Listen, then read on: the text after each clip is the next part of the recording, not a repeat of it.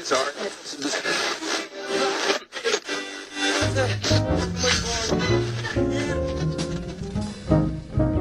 Esto es un lugar llamado Shakespeare, un podcast de arte raro y caro.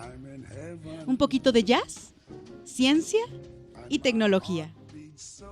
Ah, y un poquito de drama.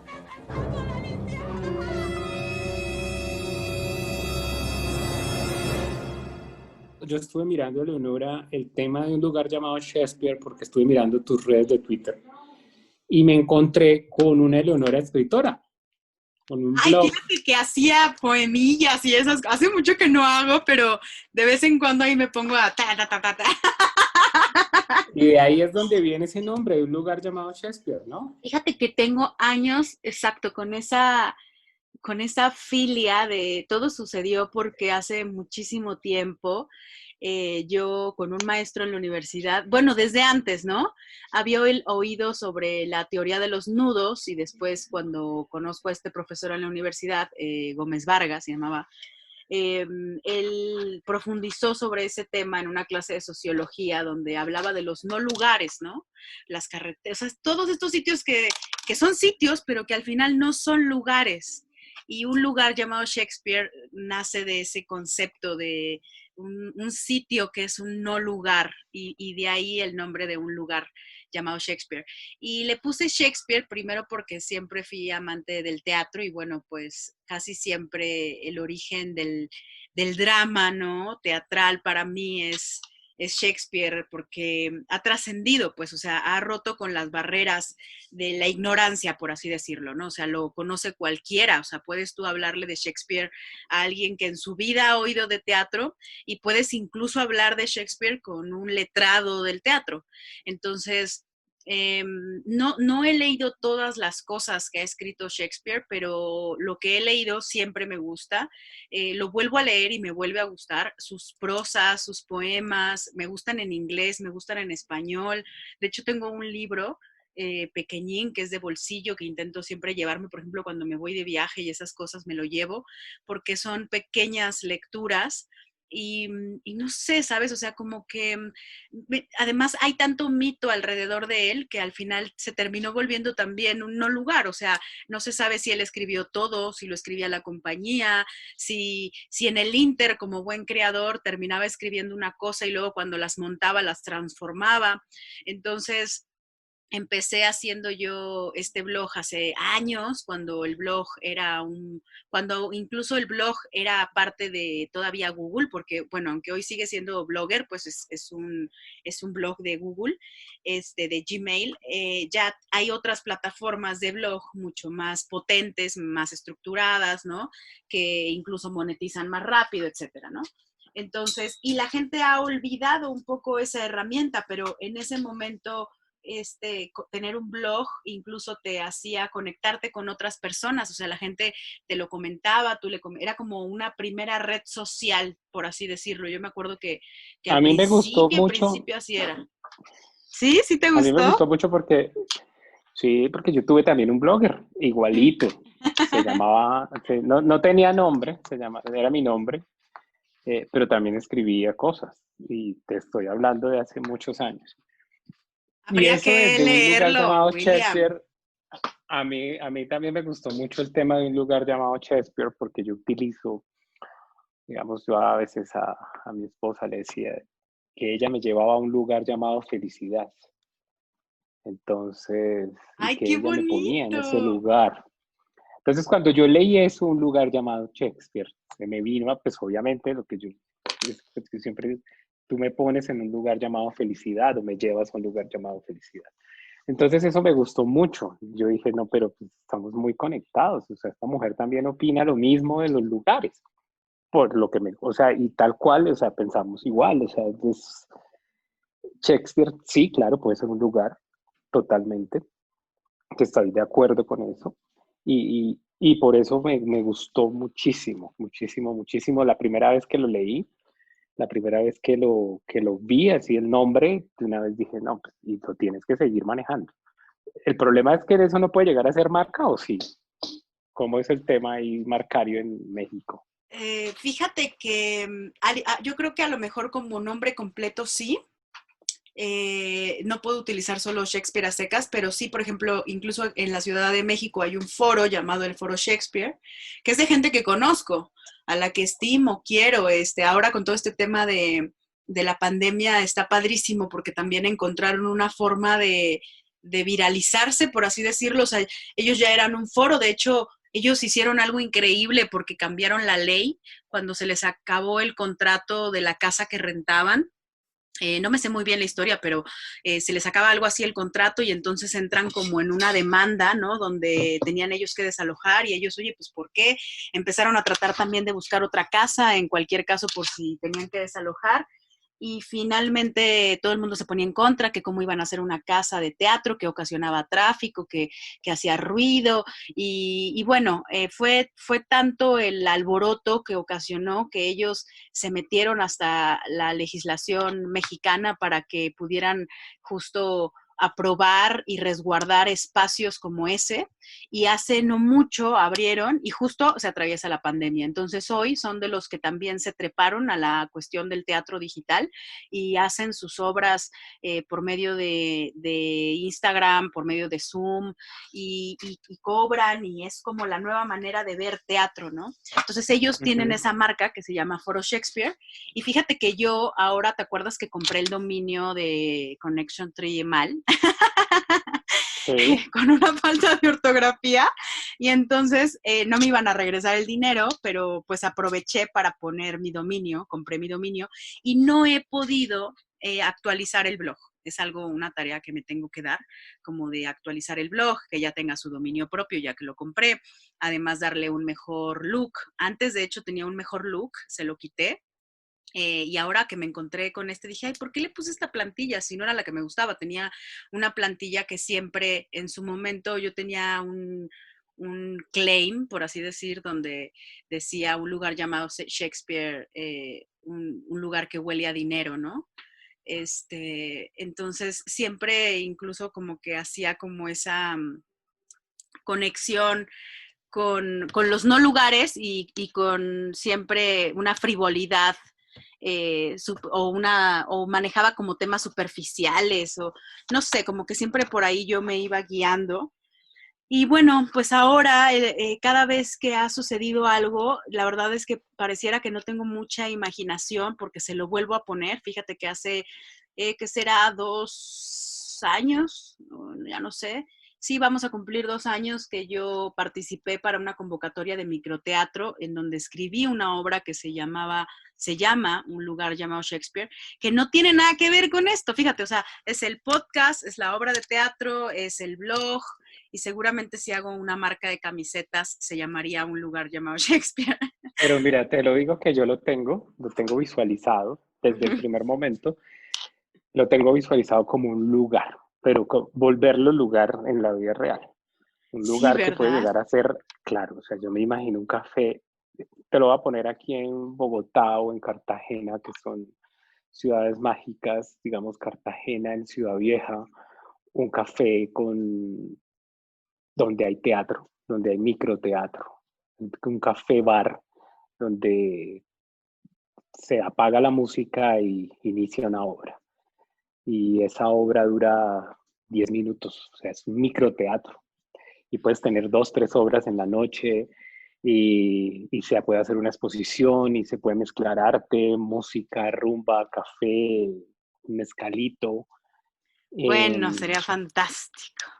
Imagínate esa marca que puede salir de ahí y de ahí se desprende todo. O sea, puedes escribir, puedes hacer videos, puedes hacer YouTube, puedes hacer mil cosas, todo alrededor de un lugar llamado Shakespeare.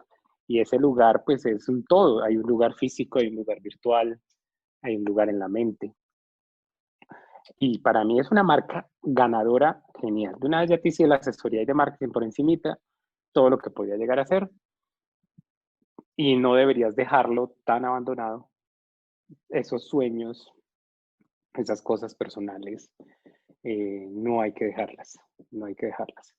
Pues ahora Yo, seguramente vamos a enganchar con esto y más cosas, porque justamente también me invitaron yo cada jueves participo en una lectura, una tertulia digital, que también me reúno con desconocidos a leer. Y ahora los últimos viernes del mes, la tertulia es una tertulia de poesía, porque si no es de literatura o de teatro. Y dijeron, oigan, ahora que la tertulia va a ser con la siguiente dinámica, van a tener que mandar ustedes un texto, ya sea de su autoría o bien de alguien a quien les guste, ¿no? Y yo quiero mandar. Entonces mandé, hoy justo me metí al blog también, tenía muchísimo sin meterme. Entonces dije, hoy le tengo que cambiar cosas y le tengo que escribir algo por ahí. Porque además, fíjate que normalmente cuando tengo contacto con ese blog es porque yo estoy, pues eso, como sensible o no sé si la palabra es tristona o en un momento de inspiración doloroso, ¿no? Y siempre hay un sensible. dejo de reclamo a la vida, a Dios, al otro, a lo que se deje. Entonces, Súper. sí.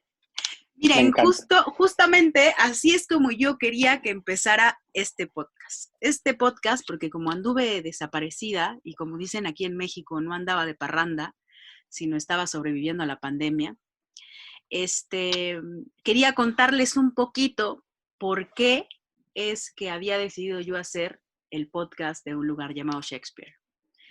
Y de pronto recordé la cuestión de este personaje maravilloso de Sherezada, la narradora principal de la recopilación de cuentos de Farsi, Las Mil y Una Noches, que seguramente también todos habrán oído hablar de él, que es esta historia del sultán, ¿no?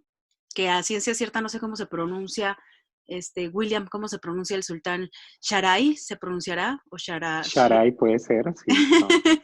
No manejo mucho el árabe. Yo tampoco, y lo tengo ahí en árabe y en español y ni así, pero yo no sé si recuerdan que esta mujer, ¿no?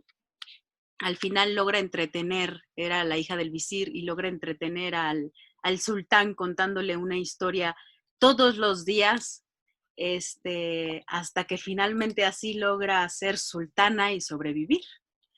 Entonces, y de pronto ahí también fue como te conocí, William, cuando dijimos, oye, hay que hacer el podcast juntos, porque nos dimos cuenta que éramos grandes contadores de historias, nos gustaba contar historias, ¿no? Ya sea yo a ti, tú a mí y a los otros, y eso es lo que de pronto ocasiona grandes conversaciones.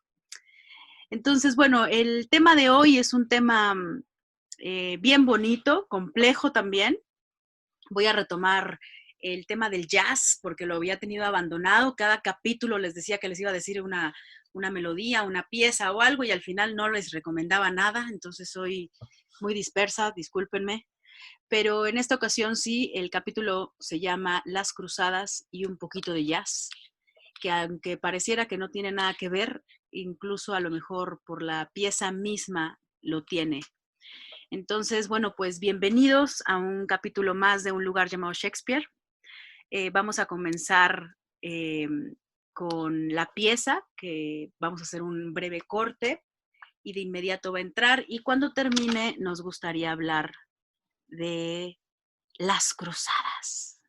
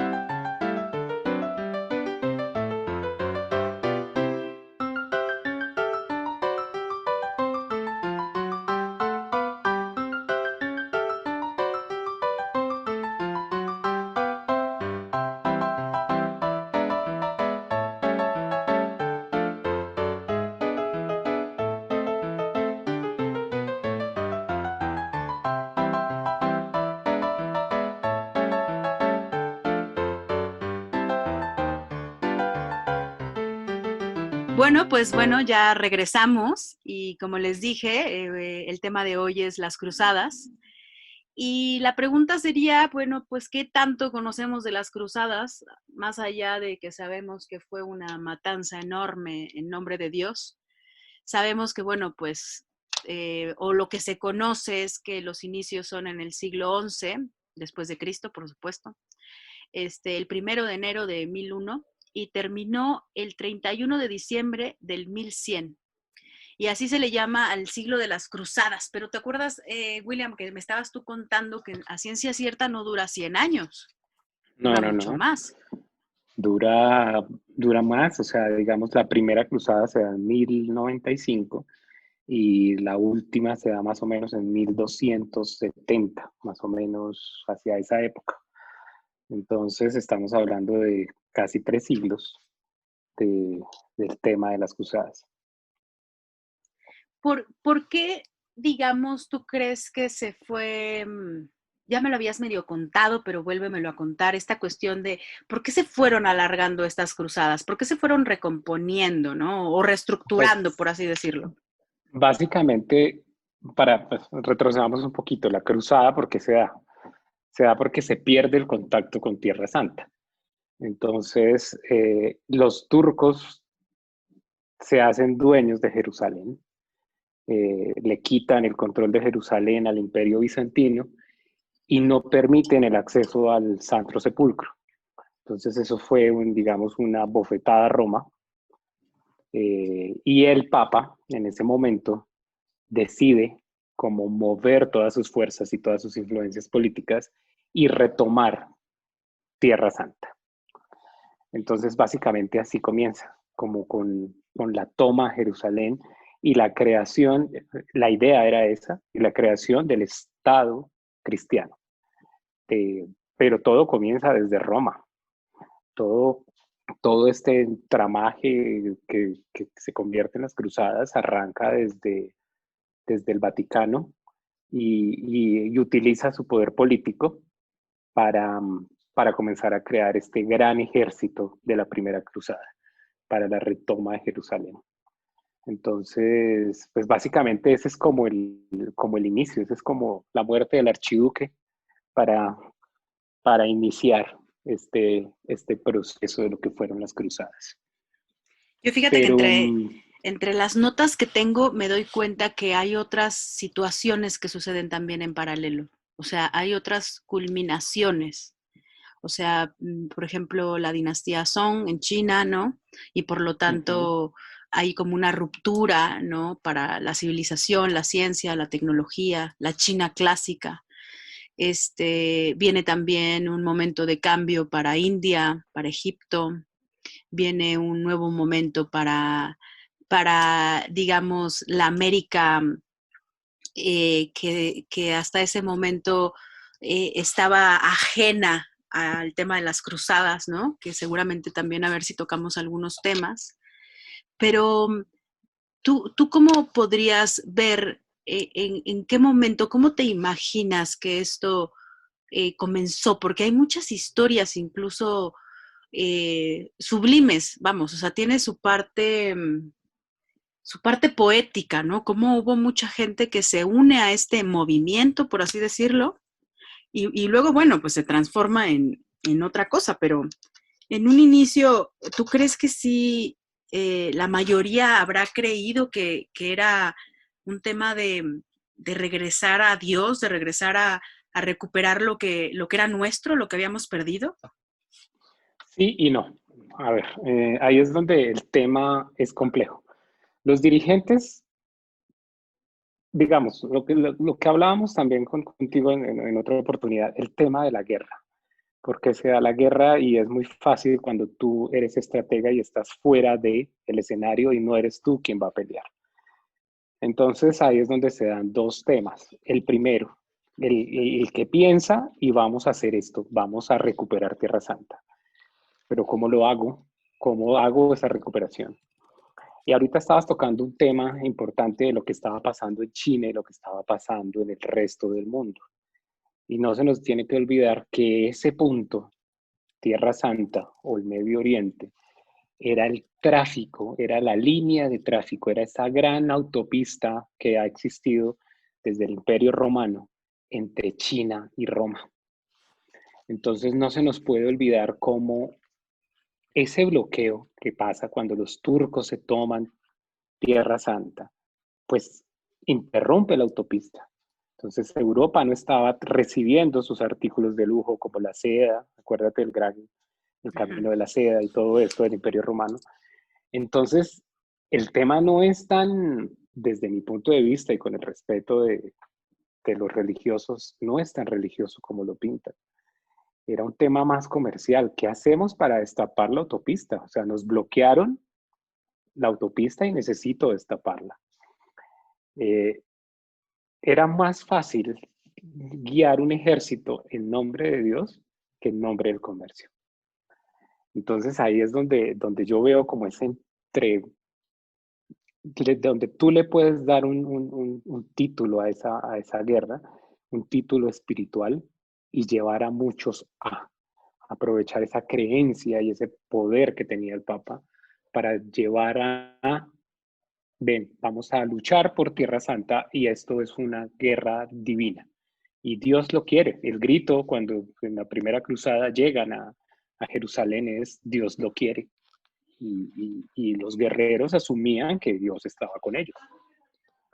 Pero pues no es tan así, o sea, es una industria sangrienta.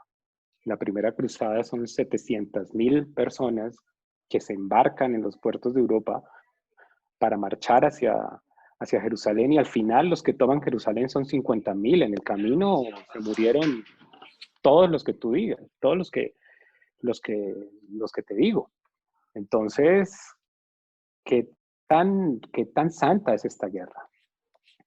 Yo la veo más como esa parte de la pantomima, montémosle el título de guerra sagrada, pero lo que verdaderamente detrás había era una línea de comercio. Y la estadística lo demuestra, y 1000 años después nos damos cuenta que el apogeo de las grandes ciudades que intervinieron en esto es un tema económico. Venecia, Barcelona, Pisa, eran los puertos donde se embarcaban los cruzados para ir a recuperar Tierra Santa. Y esos barcos pues iban cargados de personas y de armamento y de todo esto, pero no volvían vacíos, volvían con los productos que querían traer a Europa. Entonces era un tema más comercial, más estratégico y geopolítico, no muy diferente al que estamos viviendo hoy en la misma zona. Y ese es mi punto de vista. Me parece que en nombre de Dios se han hecho muchas cosas en el mundo y es una manera poética y es una manera de guiar al pueblo y de guiar a ese soldado raso. Estás luchando por tu Dios, pero verdaderamente hay unos intereses debajo. Y no es que crean teorías de conspiración ni nada de eso. Es simplemente, es como el arte de la guerra. Es importante que la guerra tenga un propósito, pero detrás de la guerra el propósito principal siempre, siempre será el dinero. No hay una guerra que exista que detrás no tenga ese marcado del dinero y de cómo el poder quiere tener más poder. Si lo vemos desde un punto de vista geopolítico, Europa quería recuperar lo que en algún momento fue el Imperio Romano. O sea, es un tema imperialista, si lo ves desde ese punto de vista.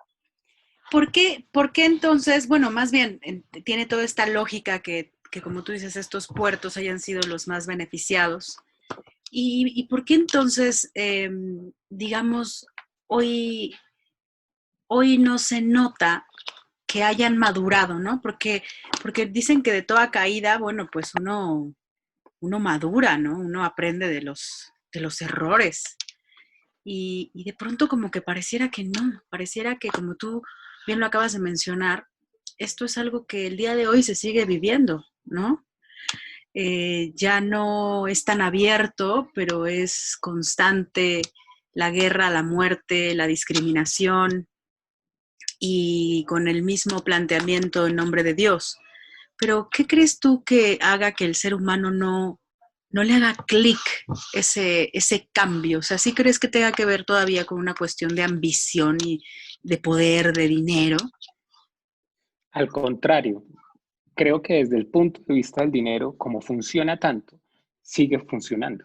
Entonces, funcionó en las cruzadas, me funciona hoy. Y es un elemento donde yo, en nombre de Dios, hago cosas que no podría hacer abiertamente. Entonces, ¿qué pasa si le quito a Dios del camino y digo, esta guerra es porque quiero tener este espacio? Ya de pronto no va a funcionar tanto.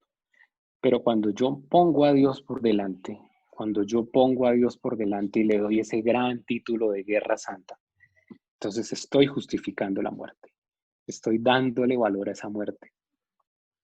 Y cuando alguien se inmola por el nombre de Dios, entonces, y le digo que si tú entre más mates, más un espacio más grande vas a tener en el cielo. Pero yo lo que estoy haciendo es alimentando más ese tema del dinero. Si el dinero no existiera y no estuviera de por medio, te lo aseguro que nadie moriría. Que nadie moriría por su Dios, ni porque no habría por qué morir. O sea, yo puedo tener el Dios que yo quiera tener.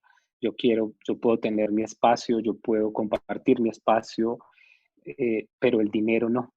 El dinero lo tengo que tener yo. El dinero no puede estar en tu mano y en mi mano. El dinero o está en mi mano o está en la tuya. Y vamos a pelear por eso. Mientras que un Dios sí lo podemos compartir. Tú puedes tener tu Dios y yo el mío. Tú puedes tener tu forma de ser y yo la mía. Entonces, si hablamos en términos reales, donde no existiera el poder económico y el poder comercial detrás de las guerras, seguramente podríamos vivir. Cuando se pelea por una tierra, ¿por qué es importante esa tierra? ¿Por tu ancestro o porque esa tierra tiene un valor económico? ¿O porque esa tierra es geopolíticamente estratégica? ¿O porque esa tierra es el paso entre dos culturas? ¿Ves? Entonces, el punto siempre reduce a lo comercial. Te lo aseguro que si todo fuera por temas espirituales, todos viviríamos en paz, porque el espíritu y el universo es tan grande que todos podríamos tener nuestro propio universo para cada uno.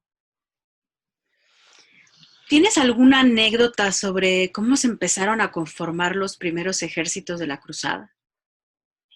Porque te acuerdas que estábamos hablando de Sí, esta cosa bien bonita que yo siempre recuerdo sobre que antes de la guerra la conversación es la paz, ¿no?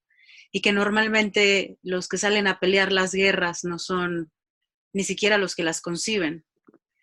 Entonces, y me hiciste una reflexión que se me quedó grabada en la cabeza cuando decías, pues claro, al final este gran estratega de guerra de la cruzada era el Papa, ¿no?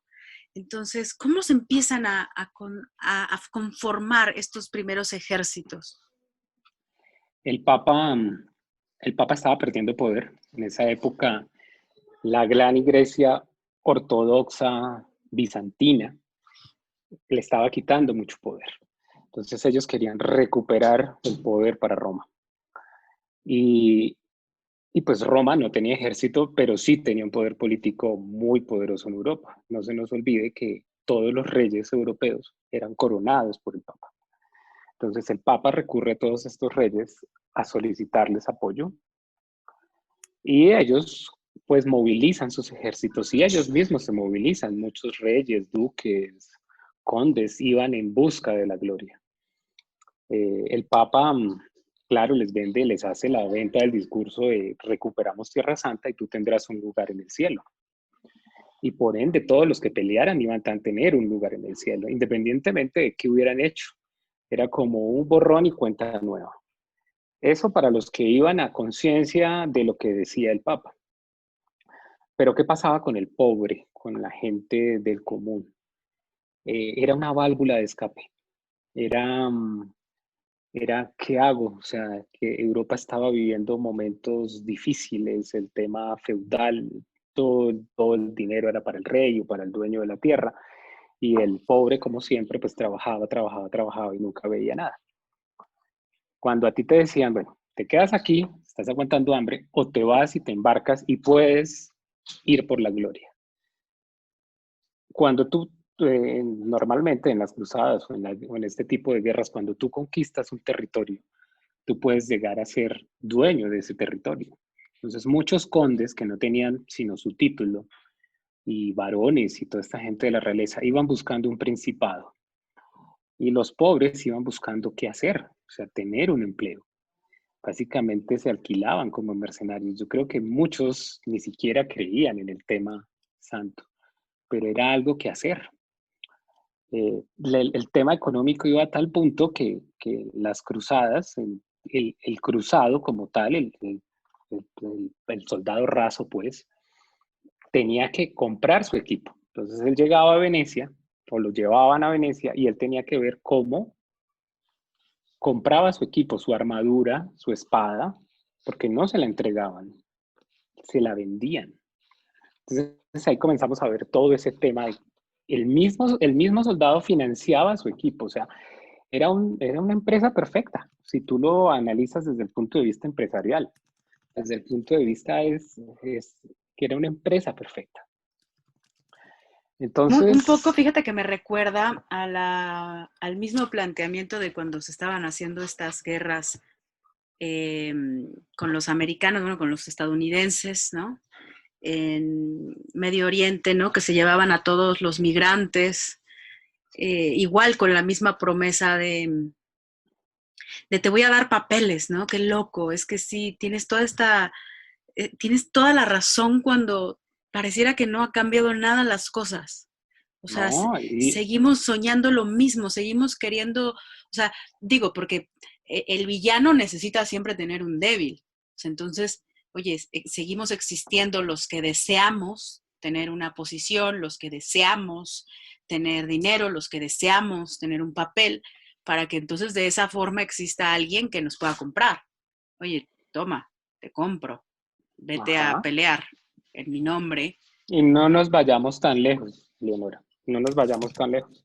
Nuestras campañas de independencia aquí en América. A los pobres, a los negros, aquí en América, en Colombia, Simón Bolívar les dijo, ustedes pelean por nosotros y yo los libero, les doy la libertad a los esclavos. ¿Y qué pasó después de que tomaron Bolívar nunca les dio la libertad. Pasaron muchos años después para que un presidente firmara la libertad de los esclavos acá en Colombia.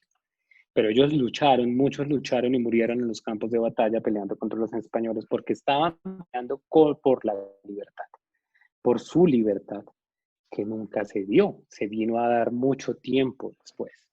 En Estados Unidos, muchos fueron reclutados también para pelear por su libertad. Entonces, démonos cuenta cómo esa demagogia, ese tema político, es muy fácil hacer la guerra desde un escritorio.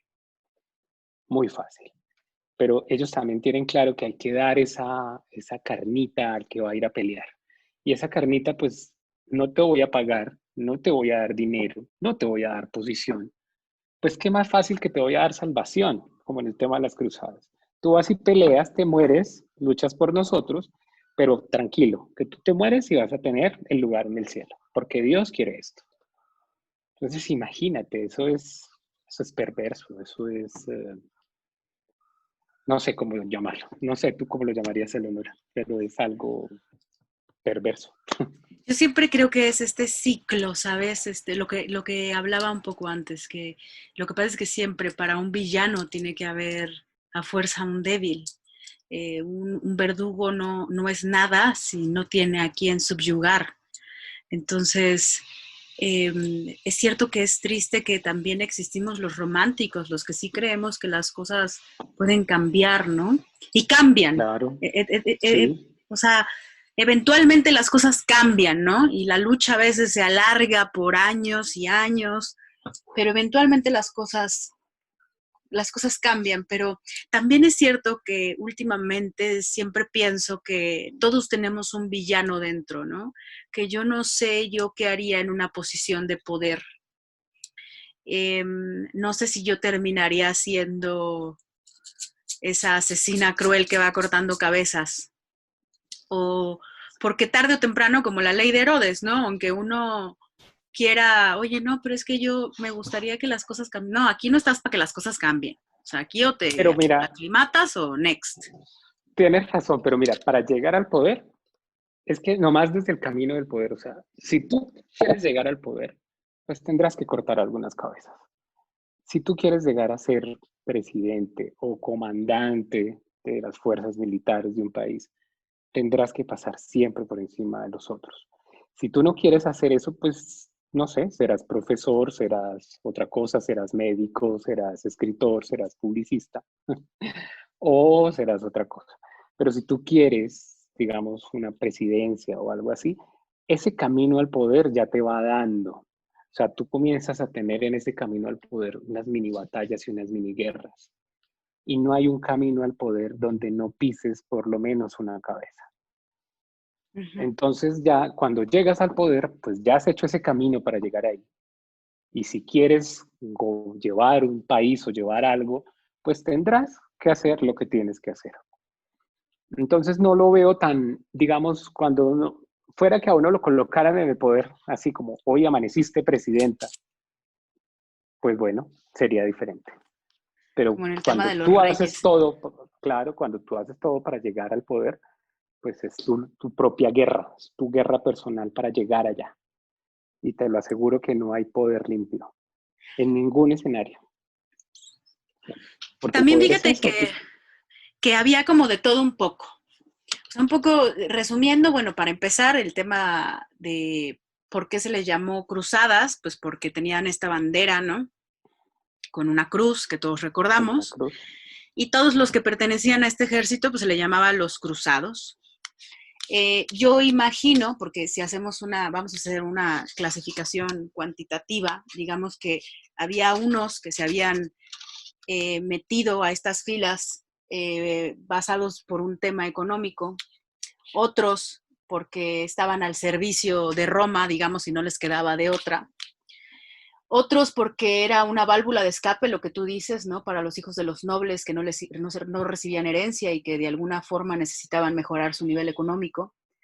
Y luego había realmente unos que querían defender a los oprimidos. O sea, había unos que sí tenían este espíritu caballeresco, se les podría decir, ¿no? Con un entusiasmo colectivo y que a lo mejor fueron ellos los que en un inicio yo también hubiera confiado, ¿no? Yo sí me imagino que en un inicio tú dices, ay, mira, vienen los cruzados que nos vienen a liberar. Y en el camino, bueno, ya les tenías un terror, ya decías, no manches, ahí vienen los cruzados, nos van a matar, porque después se convirtió y empecemos a hablar de esto, de en qué momento se transforma en una cacería de brujas, donde ya decías, oye, no podías decir ni pío porque a la hoguera, muerte segura. Exacto. ¿Cuándo tú crees que empieza a suceder esto? O sea, ¿cuándo de pronto se violenta por completo la idea original, digamos, o por lo menos la idea que se había dicho, ¿no? Y se empieza a transformar ahora sí en un terror general, porque ya había un momento en el que el pueblo, en el que todos le tenían miedo a que llegaran los cruzados a tu sitio. Cuando la naturaleza humana se hace dueña de esa causa. Cuando ese cruzado que está empuñando una espada se da cuenta que tiene el poder. Entonces vuelve al tema que te estaba explicando ahorita. Y te lo pongo con otros ejemplos. El cruzado, si lo hablamos desde el punto de tema de los musulmanes, te van a contar las peores historias de la peor barbarie que pudieron haber hecho estos señores en nombre de Dios. Pero te pongo un ejemplo muy sencillo de hace 60 años, el Ejército Rojo. El Ejército Rojo se toma Berlín. Son los héroes, acabaron con la guerra. No es cierto, como dicen las películas de Hollywood, que fueron los estadounidenses. No, fue el Ejército Rojo el que verdaderamente sitió a Hitler y llegó a Berlín. Pero ¿qué hicieron estos señores rusos en medio de su, no sé cómo llamarlo, su felicidad por haber llegado a Berlín? Se dedicaron a violar mujeres y acabar con lo poco que había quedado en Berlín. Ya habían perdido, pero la barbarie fue atroz. O sea, el baño de sangre ya fue el exterminio. Querían como acabar, como saciar esa hambre de poder y de sangre. Y eso pasa absolutamente en todo, en todos los espacios. Es como si el poder, cuando tú tienes un arma y puedes quitarle la vida a otro y puedes apoderarte de lo que él tiene, como que te cega, como que te quita esa parte inteligente, esa parte racional y te vuelves un animal. Es como frenar a un león con una cebra en su boca. Es imposible hasta que no extraiga su última gota de sangre, no va a quedar tranquilo. Entonces yo lo veo así, yo lo veo que cuando tú le entregas poder desmedido a un ejército, a una fuerza, no hay quien la controle, llega el punto donde vienen los desmanes. Y lo vemos en nuestros ejércitos que están incluso reglamentados por una constitución, pero llegan momentos donde se exceden y donde pasan esa línea y pasan de ser los defensores de una constitución a ser los opresores. Entonces, yo pienso que es el poder enceguece, el poder, y cuando hablo del poder no hablo del poder económico, sino el simple hecho de tú poder hacer algo en contra de otro. Y eso te lo entrega un arma, un ejército, ¿ves? Entonces ahí es donde pienso yo que la racionalidad se va y entra el instinto y quiero todo y voy a por todo. Mira, me gustaría hacer un break de esta sección, digamos, y mandar a una sección musical en donde quiero que escuchen la marcha de los templarios, perdón. Porque de alguna forma, de inmediato, se van a colocar los que nos escuchan en este momento medieval, ¿no? O sea, como esta marcha de los templarios, y además también te vibra una sensación de guerra, híjole, que hasta te da ñáñaras, ¿no? No sé si se entienda ñáñaras en todas partes, pero el estómago se te hace así como chiquito, o sea, dices, ay, ¿qué es esto? Y me gustaría volver con las imágenes de la guerra de las cruzadas, que además tenemos hoy muchas, porque el cine nos ayuda mucho, ¿no? El cine y la televisión y Netflix incluso. O sea, hoy tenemos Games of Thrones, que regresando hablemos de eso. Pero entonces vámonos a oír esta marcha de los templarios y ahora volvemos. Bueno, pues estamos de vuelta. Como les dije, me gustaría hablar del tema de la marcha de los templarios. Yo no sé qué sensación les dio, pero justo fíjense que yo era de las que me había resistido a ver Games of Thrones, porque yo dije, no, esto es larguísimo, o sea, yo nunca lo voy a ver, ¿no? Y entonces, bueno, gracias al COVID me pude dar mi forma de verlo y trabajar a la par, porque trabajo a 2 monitores, y además me aventé un récord porque en 9 días la vi, o sea, quiere decir que cada día me aventaba casi una temporada.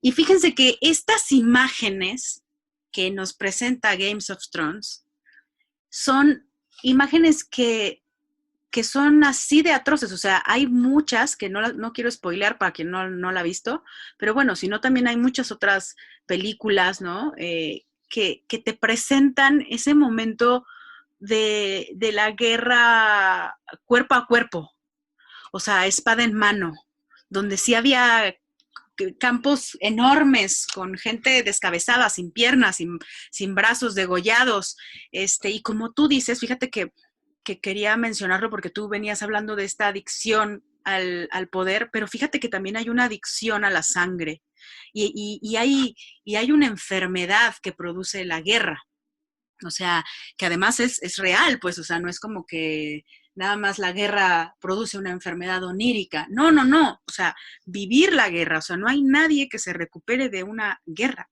o sea, al final recibes terapia, sigues teniendo pesadillas y sigues teniendo esa adrenalina constante, ese miedo, que ya sea por ser víctima de la guerra, ¿no? Ya sea por el hambre que pasaste o porque te quedaste huérfano o porque te mataron a alguien o porque fuiste alguien de los que mató, ¿no? Terminas siendo ese villano que después de matar a 1, a 2, a 3, a 4, dejas de contar, empiezas a convertirte, yo no sé si en un sobreviviente, pero te despersonalizas, ¿no, William?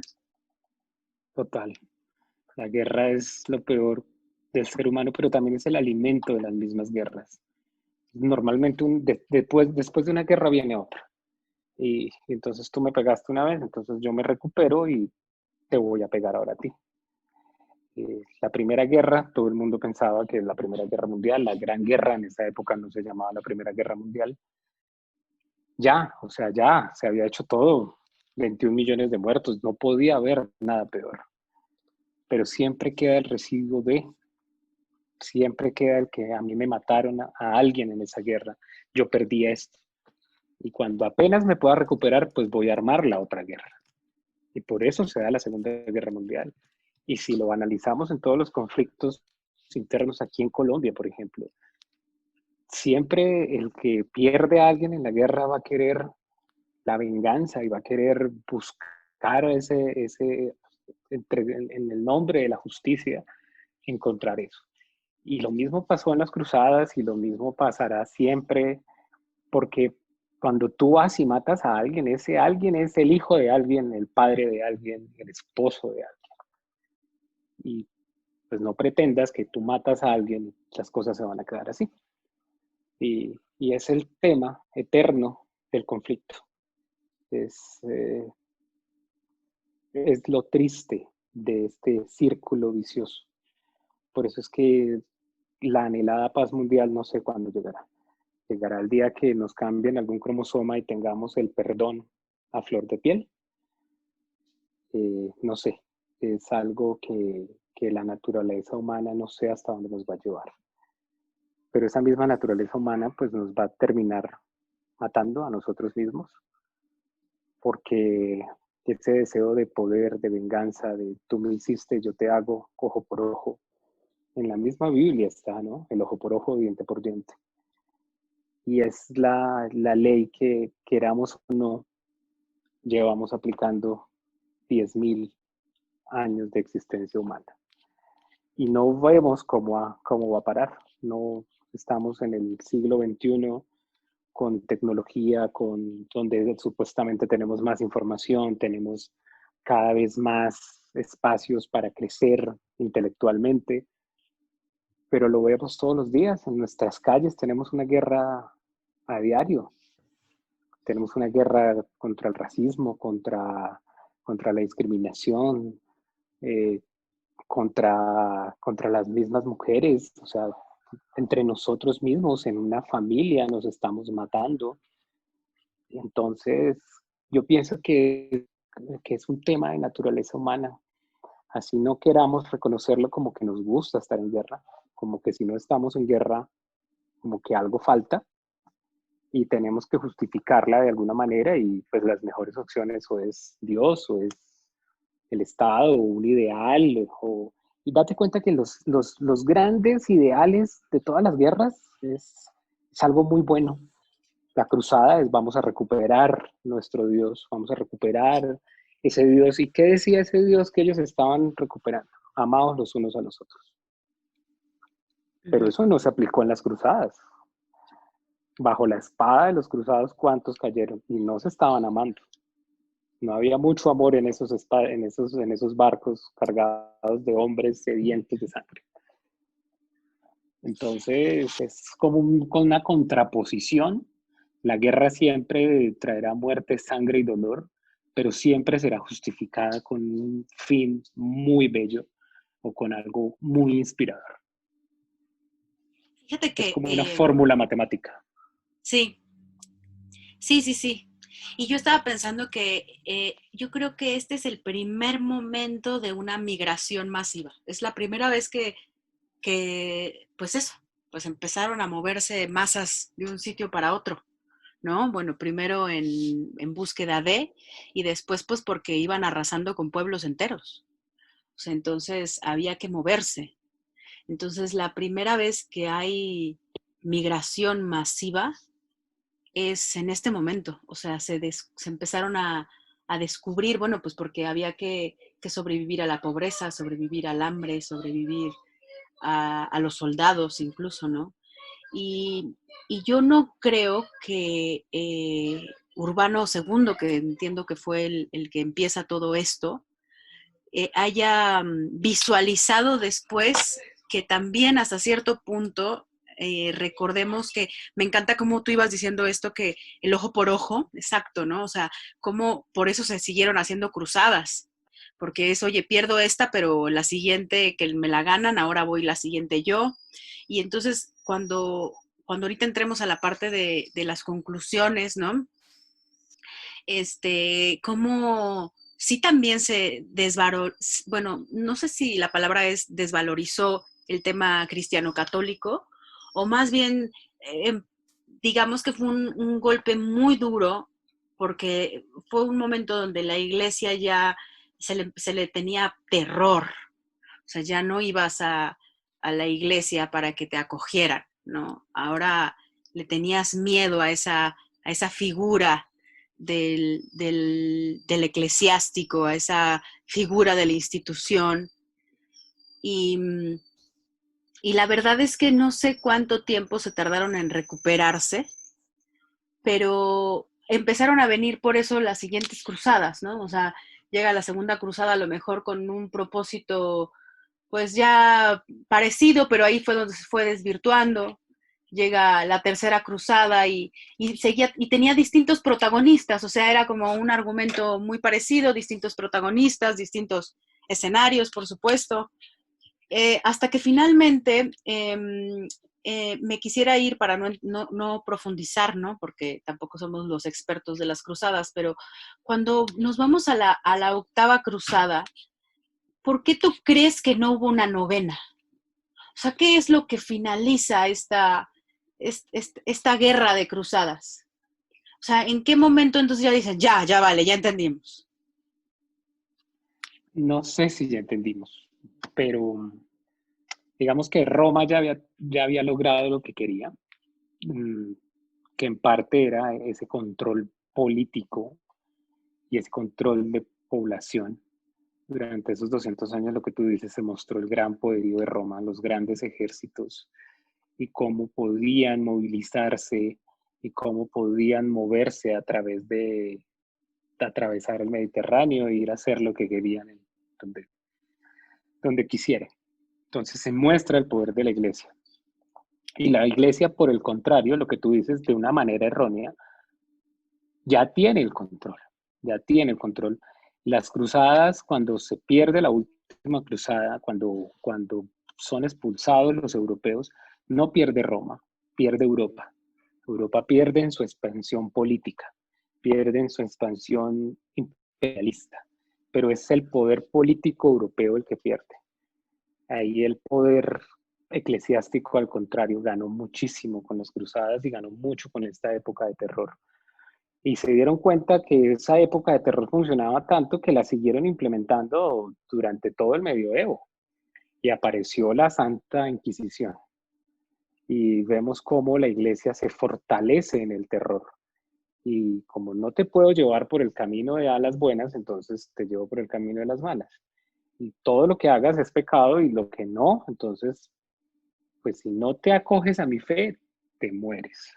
Es así de sencillo. Y te mueres en la hoguera, y te mueres en el potro, y te mueres de la peor manera.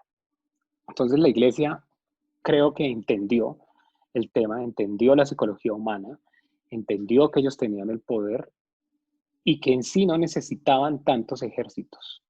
Ya lo habían demostrado con los ejércitos. Ahora tenían el ejército de la palabra y de cómo comenzaron a meter todo este tema religioso tan profundo y tan arraigado. Entonces, la iglesia se da cuenta que ya no necesita hacer inversiones millonarias en ejércitos y en armas, sino comienza a hacer inversiones millonarias en la palabra. Y aparecen todas estas grandes catedrales o sea, gigantes, donde el humano se sentía chiquitico, chiquitico, chiquitico, y la iglesia era normalmente durante muchos años, la iglesia era el edificio más grande, gigante del pueblo o de la ciudad, y daba miedo entrar a la iglesia porque además era oscura, era aterradora, porque es que esa era la filosofía de la iglesia. Tenme miedo, o sea, mira quién soy, mira lo que hice y mira lo que puedo hacer. ¿Y con quién estoy yo? Con Dios. Entonces, date cuenta cómo la iglesia, por el contrario, se da cuenta de ese fortalecimiento que le dan a su palabra y pueden llegar a dominar mucho más fácil. Ya no tenían que mover a 700,000 hombres, movían un cura a cada pueblo. Ponían a un cura a cada pueblo y a una organización de monjas al lado de él para controlar. Y el Pero cura, ¿sabes date qué cuenta cómo trae? siempre tiene el control político. Ajá. Pero ¿sabes qué trae esto? Fíjate que yo estuve leyendo, que es algo que también nos coloca en el momento actual, en el que estábamos pasando, ¿no? En un momento donde la globalización parecía que nos estaba haciendo imparables y íbamos a un acelere impresionante de todo, ¿no? Rápido, todo era rápido, ¿no? Todo el mundo crecía muy rápido y el mundo en destrucción y los mares llenos de contaminación y el deshielo en un sitio y bueno, ahora la lucha con el cambio climático y parecía que nada iba a parar a estos monstruos de la aceleración económica. Y de pronto llegó una pandemia y a todos nos tiene hoy encerrados en nuestra casita. Y además es una pandemia que, bueno, pues, es real, vamos, ¿no? Incluso para hasta los que no lo creen, pues está sucediendo. Y eso es una de las cosas que frena esta última cruzada. O sea, los azota una La serie de peste. enfermedades y por lo tanto, pues se quedan sin tropas. ¿Y sabes para qué les da tiempo? Para dialogar. Es en ese momento donde se hace un tratado, ahora sí, entre Ahora sí. cristianos, entre musulmanes, entre hombres de poder. Y entonces empiezan a acordar esto que tú dices, oye, se les da residencia a los monjes, a los sacerdotes en cada ciudad, para que, oye, tú encárgate de esto, tú empiezas, o sea, empieza ahora desde la palabra, desde el poder de la palabra. Pero qué loco, o sea, a mí eso es lo que más me llamó la atención, que nos frena una enfermedad. Y por lo tanto nos da la posibilidad de diálogo, tal cual como está sucediendo hoy. Es hoy lo que estamos haciendo. Nos para una pandemia y gracias a eso estamos sentados dialogando de qué vamos a hacer después de la pandemia. Entonces tendríamos que pensar que si esta historia ya no la sabemos, pues hacia dónde vamos a ir. O sea, cuáles van a ser nuestras siguientes figuras de poder en la actualidad, ¿no? Porque lo que está claro es que, por ejemplo, en este momento, como consecuencia política, después de las cruzadas, pues el poder real había aumentado, porque claro, como se dio ahora el poder de la palabra, pues y se empezaron a hacer acuerdos, pues digamos que ahora ya no era la ley del más fuerte, sino del más hábil y del que mejor iba a poder negociar. Y entonces es donde la burguesía crece, pero también por otra parte, muchos pierden todos sus títulos y se reacomodan las piezas, ¿no? Hay un reacomodo de piezas. Y aunque hasta cierto punto se había desvalorizado el tema cristiano, volvimos a creer en Dios desde lo cercano. Como que no nos quedaba de otra, ¿no? Como que decíamos, bueno, pues sí, exacto. O sea, por lo menos acércate a este lugar, como tú dices, esta catedral gigante, gigante, gigante, donde tú eres chiquitito, chiquitito, chiquitito, y empiezan a...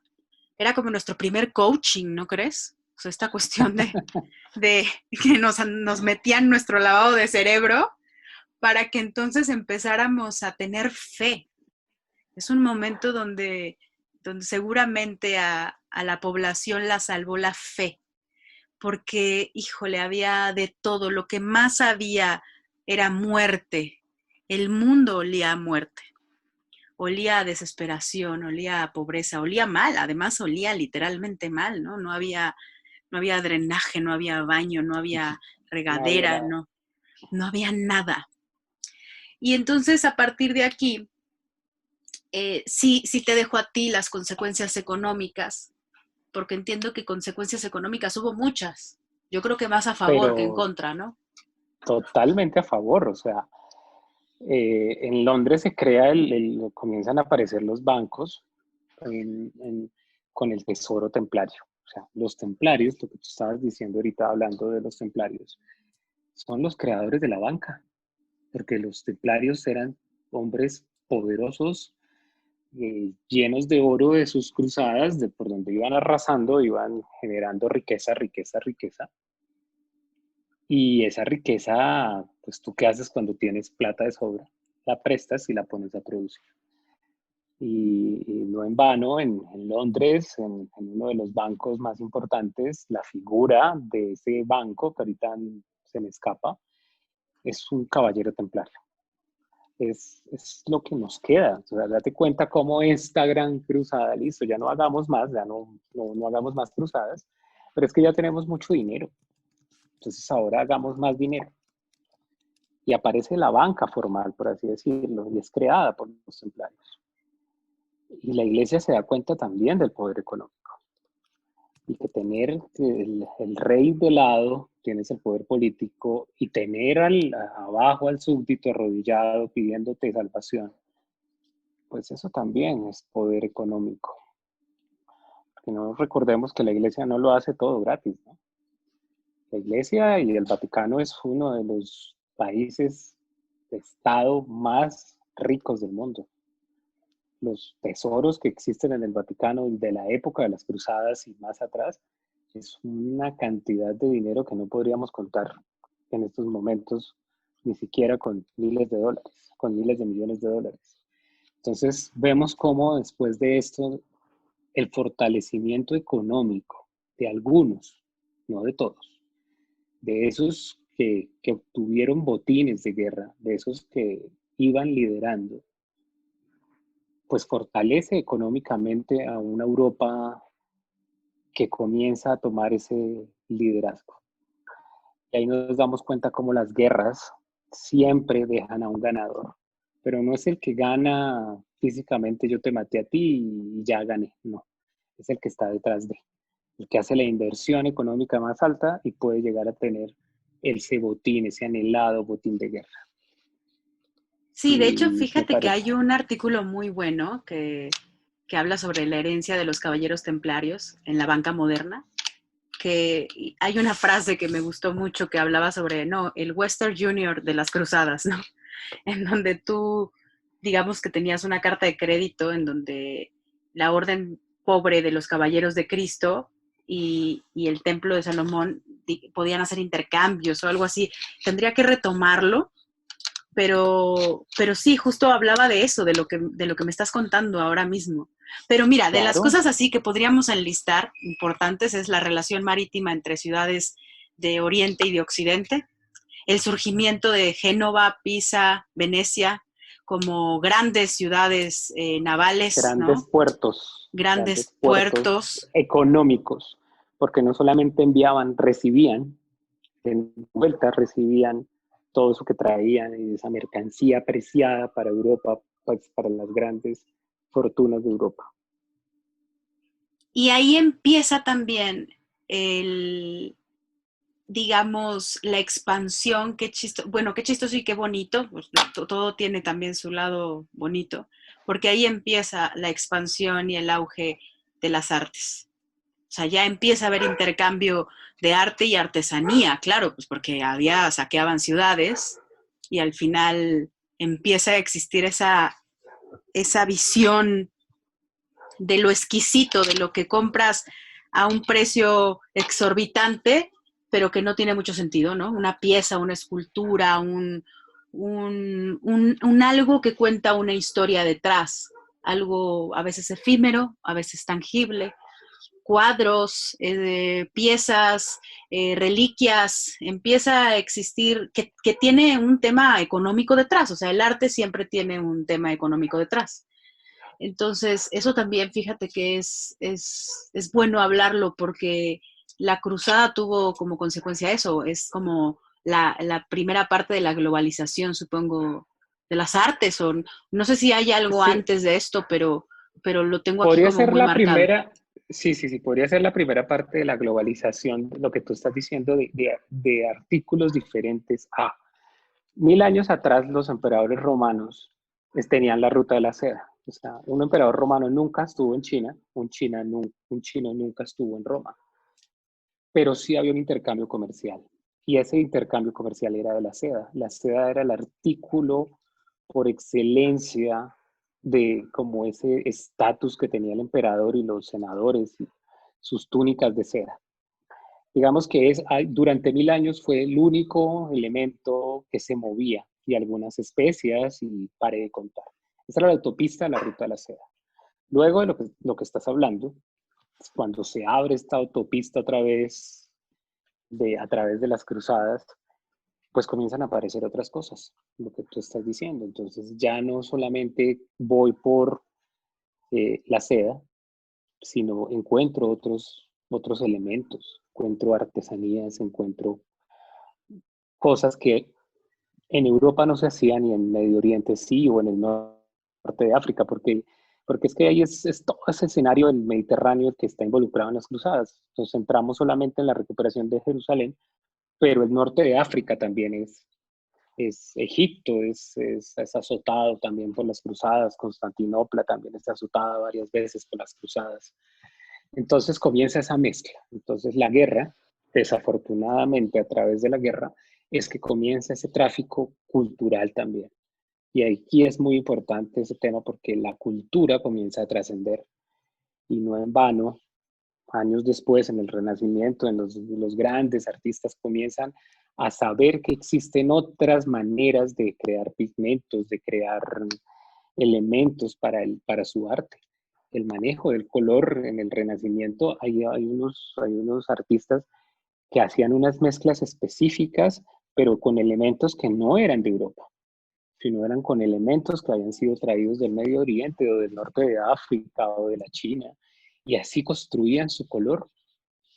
Entonces, desafortunadamente, lo repito, a través de la guerra, pues también se nos dan esos intercambios culturales que deberían darse de otra manera, no por una guerra o por una invasión puesto que las invasiones dejan eso, unos cruces culturales Sí, de hecho hay que un al fin de amplio, cuentas, el momento yo creo donde más se conoce el tema geográfico, ¿no?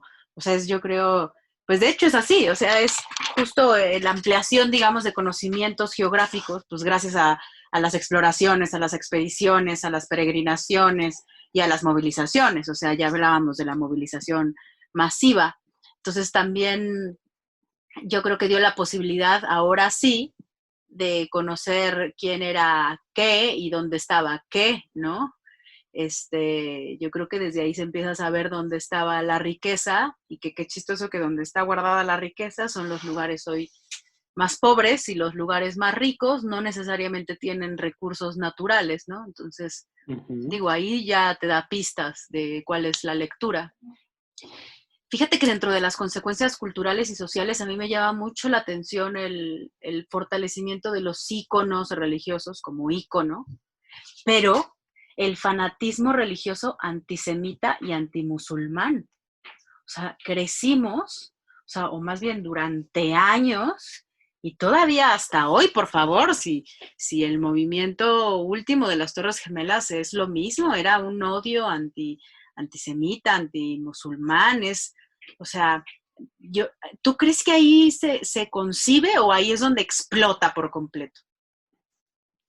no, yo creo que vuelve y juega. Esto también es naturaleza humana, es como un miedo a lo diferente y entonces a lo diferente lo aniquilo porque no lo entiendo y porque no es igual a mí. Pero, pero mira que yo pienso que las cruzadas en general no son solamente esas 8 o 9 cruzadas que hablan algunos historiadores. Si yo fuera historiador, yo diría que, que el señor Colón hizo la 10ª cruzada, pero ya no Claro. para el otro lado, o sea, ya miró para el otro lado y era lo mismo, era un tema de comercio, que era cómo abrimos rutas comerciales porque nos tienen bloqueados los pasos al otro lado de la India, entonces busquemos rutas comerciales. ¿Y qué da esa búsqueda comercial? Además, recordemos cómo eran las carabelas, ¿no? Tenían una gran cruz pintada Tenían en una sus gran cruz. velas. Uh-huh. Entonces, para mí esa viene a ser como la 10ª cruzada, donde vienen y nos quieren imponer adicional, llegan aquí a estas tierras, encuentran unas culturas formadas con sus creencias, con todo, o sea, unas civilizaciones completas, no como lo quiere contar la historia europea, que llegaron a donde unos salvajes, eso no es cierto. las grandes culturas que por esa época de las cruzadas se estaban formando, los mayas, los aztecas, los incas, por allá por ese siglo XI, aquí también estaba pasando algo. Lo que pasa es que no lo tenemos documentado. Y como 400 años después llegan estos españoles con necesidades económicas de encontrar rutas, de encontrar riquezas, y se encuentran con estas civilizaciones, y en lugar de hacer como un feeling, ven, nos ayudamos, el único recurso que ellos encuentran es la aniquilación, y es la sangre, y es vengo por todo, y mira que no es muy diferente. Oye, fíjate Y que viene en nombre de la cruz y yo te tengo que cambiar, o sea, tú tienes un Dios, pero me importa 5 tu Dios. ujú, Tienes que creerse en el mío y te lo voy a imponer a sangre y fuego. ujú, sí, Entonces, es como un ciclo, es como ciclos que nosotros vamos viviendo. La historia humana son ciclos, si tú lo analizas, es como una mejora del anterior, una mejora para lo malo, ¿no? Pero también viene un cruce cultural y tenemos ese gran cruce cultural y somos lo que somos hoy en día por ese cruce cultural. Entonces, pues, digamos que eso es lo bueno, ¿no? Tenemos ese mestizaje mundial donde nos hemos mezclado desafortunadamente de esa manera a sangre y fuego, pero al fin de cuentas lo que queda es eso, la cultura. Los mismos españoles no son tan españoles, ellos tienen también a los árabes y a los moros cuando les hicieron su invasión. Los bárbaros en el fondo, los antiguos alemanes tienen esa parte romana, los ingleses también, esa parte romana. Bueno, todos somos un mestizaje producto de una invasión, producto de un mestizaje sangriento, salvaje, y pienso que es como la forma humana de hacer las cosas, o sea, un viéndolo por subsistir. el lado bueno. Viéndolo por el lado bueno, es como lo que queda después de esa matazón y de esa sangre. Entonces, lo que renace es esa cultura, esa nueva cultura, con Y un fíjate poquito de que a aquí y un mí, poquito de allá. lo que más, a mí que me encanta la ironía, ¿no? Y el sarcasmo, pero me causa muchísima gracia, no sé si gracia es la palabra, ¿no? Pero bueno, que al final una de las cosas es que en su afán de querer recuperar Tierra Santa, que además no la recuperan porque nunca logran recuperar Tierra Santa, lo que sí hacen es expandirse, o sea, es la mayor franquicia del mundo, la Iglesia Católica. O Total. sea, se pusieron en todas partes, ni McDonald's, pero no lograron recuperar Tierra Santa. Esa es, digamos, la ironía más grande. Yo no diría recuperar porque es que al fin de cuentas nunca fue de ellos. Digamos, Roma como tal, Roma se roba, o sea, digamos, devolvámonos a año 1000, 1200. Roma siempre se robó todo. Pues es, la palabra no es robar, pero digamos, toda la mitología romana estaba basada en la mitología griega. ¿Por qué? Porque ellos absorben, digamos, llegaron, arrasaron con los griegos y culturalmente tomaron todo el tema griego. Todos sus dioses eran los mismos dioses griegos, pero les cambiaban el nombre. Eso fue Roma. Después, cuando se dan cuenta que esa religión de ese judío que habían matado por allá en Palestina eh, era muy importante y estaba moviéndose por debajo de sus temas, de sus catacumbas y todo ese tipo de cosas, y se les estaba volviendo un tema social complejo, pues este gran emperador llega y dice, no, venga, adoptemos esta religión, que tampoco era de ellos, y la pone en Roma. Entonces la religión, ellos no era que estuvieran recuperando el Santo Sepulcro. Simplemente fue que ellos quisieron instaurar una religión desde Roma, hacerla imperio, porque ya eran el imperio y ya se dieron cuenta que el tema cristiano se estaba creciendo mucho y que ya no lo podían exterminar. Entonces prefieren adoptarlo. Esa política de yo me adapto a para controlar a. Entonces yo lo veo más por ese lado. Entonces, eh, el tema de la cruzada para mí no es más que un capricho de un señor papa que quería ir por lo suyo, pero que no era lo suyo. Roma, la iglesia romana no nació en Jerusalén, la iglesia romana nació 200 años después en la misma Roma por capricho de la madre de un emperador. Entonces ahí es donde uno dice, mira cómo nos cuentan la historia. Y la cruzada nos la cuentan donde vamos a recuperar el Santo Sepulcro. Pero pues es que el Santo Sepulcro nunca fue de ustedes. El Santo Sepulcro estaba en una tierra de otros, en una tierra que era de otros, donde también tenían sus otras religiones, donde Jerusalén no solamente era importante para los cristianos. Jerusalén era la tierra de los judíos, Jerusalén era la tierra de los musulmanes. Entonces Jerusalén no es que fuera de nadie. Jerusalén es ese espacio donde yo te decía, donde podían convivir los tres, pero por razones de naturaleza humana te tengo que aniquilar. O sea, no, tú y yo no podemos estar aquí. Entonces los judíos, entonces no, ustedes los judíos están de camino acá y por ahí lo leí en algún momento, en algo de la cruzada, pues matemos judíos también, si al fin de cuentas fueron los que mataron a Cristo. Entonces vamos cargándole de una vez a los judíos hace 1000 años también, entonces vamos con ellos otra vez. Y es como, siempre hay una justificación para. Es como mi conclusión de estos escenarios de guerras, donde yo siempre podré justificar cualquier acto que yo haga con algo muy bello o muy idealista. Y el tema de la religión pues lo da para todo. Lo da, Pues al sí, punto que lo hablar de sigue dando. Dios. Claro, y lo tenemos hoy en día, y lo que tú nombraste, las Torres Gemelas. Si tú analizas el tema de las Torres Gemelas, también es un tema económico, político, pero era más fácil montarlo para los mismos musulmanes, era más fácil montarlo como una guerra santa. Y para Occidente recibirlo también como una guerra santa. ¿Ves? Entonces yo pienso que lo peor que le puede pasar al ser humano es la guerra. Pero en el fondo, para la cultura y para todas estas expresiones que vienen posguerras, es algo donde también la misma naturaleza humana recompone ese escenario de sangre y siempre viene algo mejor. Por eso tenemos una Alemania posguerra, lo que es hoy, ¿no?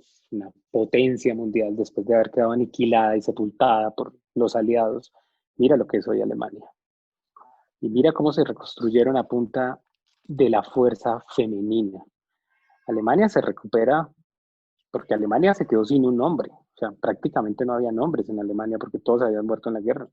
Se recupera a punta de la inteligencia y ese deseo de salir adelante femenino. Entonces encontramos cosas buenas después de la guerra. Mi idealismo y mi utopía sería, ¿por qué no hacemos eso sin la guerra? ¿Por qué no podemos llegar venga, nos reinventamos, venga, hacemos esto sin necesidad de ese tema de la guerra? Oye, pues este ha sido un podcast maravilloso, estupendo. Me encanta charlar contigo. A mí también. Señores, yo quería ser, como siempre digo, la reina del flow y terminé hablando de arte con mi nuevo amigo William Javier, que no disimula ser colombiano. Y si quieren escuchar más podcasts como este, por favor no olviden visitar la web de exensradio.com. Y también, por favor, visiten nuestra web de Connection Tree Online, porque les puede encantar cualquier cosa que necesiten.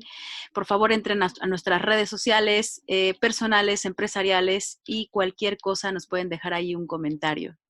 William, no sé qué quieras decir antes de que los mande a la canción que quiero recomendar para cerrar este podcast. Nada, quiero agradecerte infinitamente, me encanta hablar contigo, me encantan estos temas y nada, ojalá me vuelvas a invitar a algún otro Al podcast. próximo, ¿verdad? Que se apunte. Yo estoy disponible, me encanta esto, me encanta charlar contigo y no sé, creo que debemos hacer podcast de 3 horas, no mentiras, la gente No sé, no creo que se aguante tanto. Yo Pero me aguanto, te lo juro que yo soy de las que consume podcast y he escuchado podcast había uno maravilloso que eran 6 horas y hasta lo dividían por espacio, así, porque era maravilloso. Entonces sí, bueno, no, seguramente nada. tendremos chance cada vez de conversar más y más y más a profundidad de temas que Sería, nos apasionen. sería bueno que nos contaran también las personas que nos están escuchando qué les gustaría, de qué les Ujú. gustaría que habláramos. Y nada, Leonora, muchas gracias. Espectacular este espacio. Ay, pues un beso, señores. Oigan, miren, les voy a dejar con una canción, se las vamos a dejar completa además. Es una canción de 1987. Digamos que es una canción verdaderamente triste de Chet Baker. Almost Blue es un concierto en Tokio. Es como mood, para el mood de cuarentena. Es muy bella, es un jazz doloroso, es un jazz precioso, de esos que, aunque no te guste el jazz, seguro que la vas a terminar escuchando y seguro terminarás queriendo saber no solo quién es Chet, sino por qué se hizo Almost Blue, porque es una gran pieza que después trascendió. Entonces les mando un abrazo y nos vemos prontito, no sé si la próxima semana, pero sí a lo mejor en los próximos 15 días, porque vamos a reprogramar este podcast. Hasta luego, que estén muy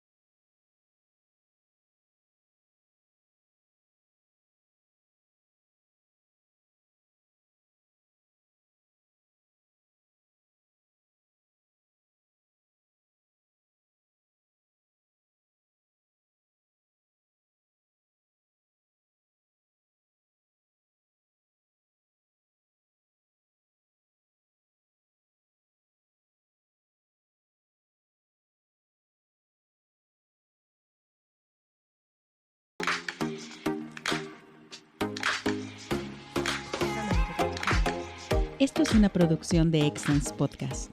Si te gustó, por favor califícanos con 5 estrellas y dile a quien más confianza le tengas que se suscriba. Estamos disponibles como Excellence Radio en Spotify, Apple Podcasts, iVoox y YouTube, así como en excellenceradio.com. Comparte.